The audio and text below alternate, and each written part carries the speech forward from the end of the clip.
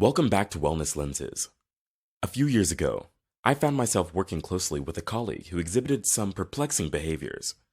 They were always charming, and they were always able to use situations to their advantage. They lacked empathy or remorse, and they used other people as pawns in their own game.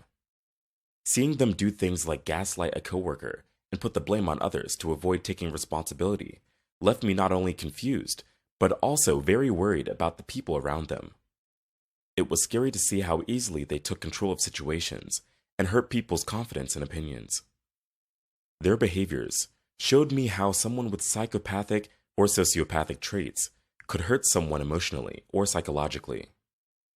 This caused a lot of concern about how their actions would affect the overall health and mental health of the people they hurt or who were affected by them. It showed how important it is to understand the differences between the labels we put on people and be able to spot this kind of behavior so that we can protect ourselves and make a safe place for people who might be vulnerable to being hurt or manipulated. So, today we're going to talk about the complicated difference between psychopathy and sociopathy. This topic might not seem like it has much to do with our everyday lives, but you'd be surprised how often it does. Psychopathy and sociopathy are two different words that are often used interchangeably, but they mean different things about how people act and how they think. It's important to know these differences so we can stay safe and have better relationships. So, let's just jump straight in and look at 5 big ways in which psychopaths and sociopaths are different. Difference number 1 is origins. Psychopathy is traditionally thought to be caused by things like genes and the way the brain is built. Studies show that psychopaths may be born with abnormalities in their brains that affect how they feel and make decisions. On the other hand, sociopathy is thought to be caused by things like trauma, abuse, or neglect in childhood. It's important to keep in mind that both conditions are complicated and can't be caused by just one thing. It's also important to remember that psychopathy and sociopathy are both complicated conditions with no single cause. So keep in mind that these things interact in complicated ways, and that the way psychopathic or sociopathic traits show up depends on a mix of genetics and life experiences. Understanding how complicated these conditions are helps us show empathy and keeps us from oversimplifying. We actually have a video specifically dedicated to secondary psychopathy, so we'll link it in the eye above and in the description. The second difference has to do with emotional response. Psychopaths often have a superficial charm and glibness that hides the fact that they don't have real feelings. They are good at acting out the right emotions to fit in with social norms, but their feelings are shallow and distant. Even though they know intellectually what emotions are expected in certain situations, they don't feel these emotions as strongly as others do. Sociopaths, on the other hand, tend to feel their emotions more strongly, but they are less able to control and manage them well. Their emotional reactions can be random and sudden, which can lead to rage or violence. Sociopaths may have trouble controlling their emotions, which can make them act on impulse out of a desire for instant gratification, or to get even. However, it's important to remember that these different emotional responses are just one part of a larger pattern of behavior and mental traits that psychopaths and sociopaths show. Impulsivity is the third big difference between psychopaths and sociopaths. Psychopaths are known for acting in a planned and organized way. They plan their actions carefully and carry them out with care, often with a long-term goal in mind. Most of the time, they act because they want power, control, or personal gain.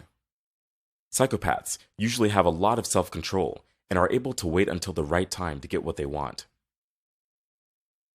On the other hand, sociopaths act on impulse and don't think about how their actions will affect other people.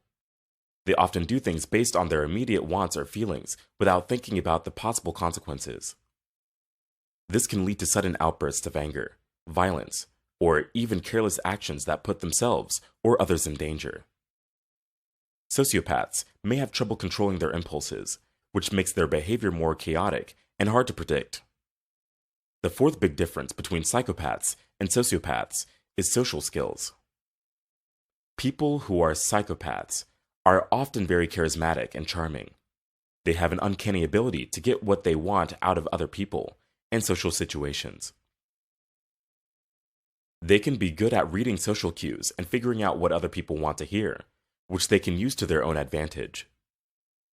Psychopaths are very good at making a first good impression and can move through social situations with ease and confidence. Sociopaths, on the other hand, may have trouble with social interactions and act more antisocially. They often find it hard to make and keep close relationships with other people. Sociopaths tend to stay away from other people and may not have many close friends, if any at all. They may not be interested in talking to other people, avoid social situations, or have trouble understanding social norms and cues. Understanding these differences in social skills is important for spotting people with psychopathic or sociopathic traits and getting along with them. Psychopaths can seem charming and charismatic, but it's important to know that they often try to get what they want. Sociopaths, on the other hand, need to be treated with empathy and understanding, and their social problems need to be taken into account. By knowing these differences, we can handle these interactions better and keep ourselves safe from possible harm. The fifth big difference between psychopaths and sociopaths is remorse and empathy. Psychopaths aren't able to feel remorse or empathy as deeply as other people. They may know what is right and wrong in their heads, but they don't feel the guilt and connection to right and wrong that usually comes with that knowledge. Psychopaths are often called cold or emotionally detached because they have a hard time feeling real regret or empathy. They may take advantage of other people without feeling bad about it or understanding how their actions affect the people around them. Sociopaths, on the other hand, can feel some guilt or empathy, but it's usually not very strong. Sociopaths may have trouble controlling their emotions, which can make them act on impulse and have strange emotional responses. But they might still feel some remorse or sympathy, especially for people in their immediate circle or with whom they have a connection. So as you can see, knowing the differences between psychopaths and sociopaths is important for keeping yourself safe and making sure you have better relationships with other people. By knowing the unique traits and ways of acting that come with these conditions, we can protect ourselves from being tricked, hurt, or used. Recognizing these differences also gives us the power to handle difficult situations with care and compassion. This makes it easier to deal with people who have psychopathic or sociopathic traits. Additionally, knowing about these differences helps us build a world that is more open and accepting. We can create an environment that values empathy, compassion, and mental health awareness by recognizing and understanding people who may be struggling with these conditions. It tells us to treat others with kindness and understanding instead of fear or judgment. By getting the word out about psychopathy and sociopathy, we can help create a more educated and accepting society where people from all walks of life get the support and understanding they need.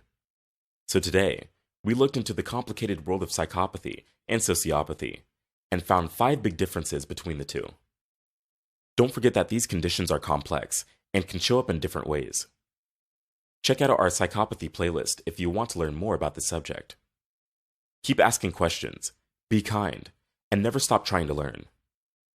See you in the next video.